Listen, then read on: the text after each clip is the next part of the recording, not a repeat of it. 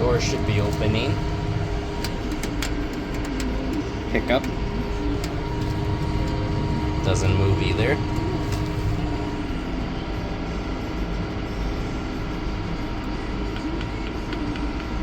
It's froze. Looks like I have to restart the tractor. Technology's great. Tractor's idling. Not at 1570.